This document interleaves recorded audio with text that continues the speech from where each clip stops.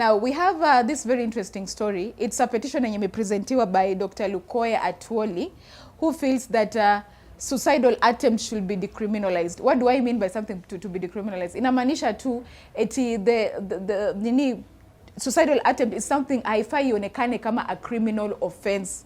This is something, according to him, he feels it's very right. Of course, he's a professor and he's somebody who has extensive knowledge, yeah, being somebody who is psychiatric. He's a psychiatrist. So, hii kitu imereceived by very mixed reactions. Most Kenyans wanna feel by coming up with this can only encourage suicidal attempt. Wanna feel it encourage more suicidal attempt, while other people wanna feel ini kitu itasaidia those victims wenye wamekuwa victims of suicidal thoughts.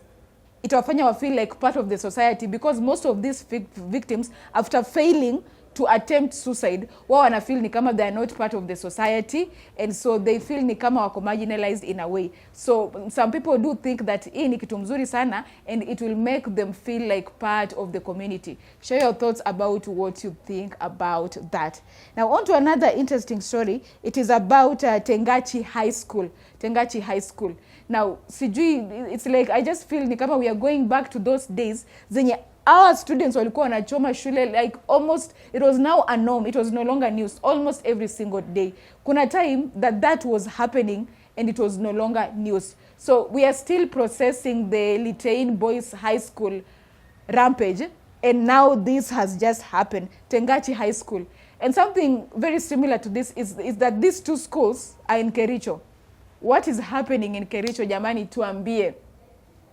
Now, this is a generation have realized that the best way they know how to communicate, they cannot be patient with you, one. Another thing about this generation, they are very poor na kwanza kucomplain, kulament chini chini, no.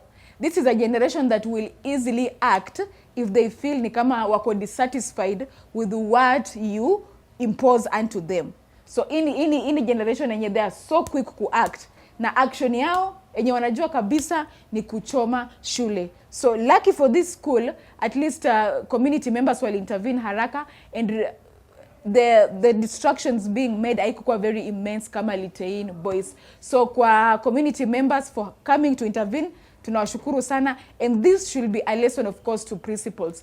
Learn to converse na our watoto, because hawatambui mambo ya no. The only way they know how to act, once ujawasikiza, they will easily resort to rampage. Please let us give them a listening ear, wasikie. Now to our last story, it is about the officer, Kabiru police, the Kabiru police officer. Of course, police officer ni mtu tumesikia. Now you do remember 6 months ago, unimse alikuwa declared ati he was a missing person. He was a missing person back in Haiti. And hiyo ilikuwa government, it was a statement from the government.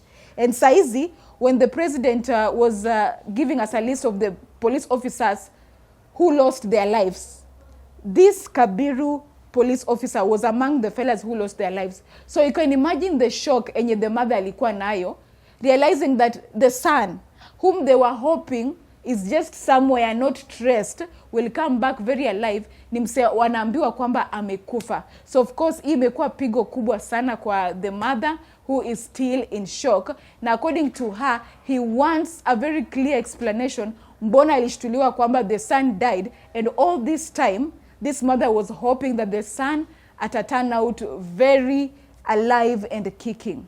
It is a very sad story. So this begs the question.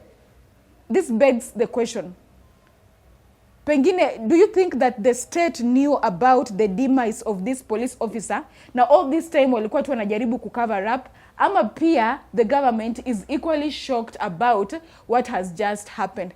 Tuambie, be very open with the comment section. Tell us what you think. Tuongeleshe, engage. It's a very free conversation. Now always stay tuned at Amaica Live for like the latest happening. Kila mahali kwe, anything to deal with sports, our economy, the education sector, yote tunawambia. I've been your host, Faith Shikanga, and always stay tuned.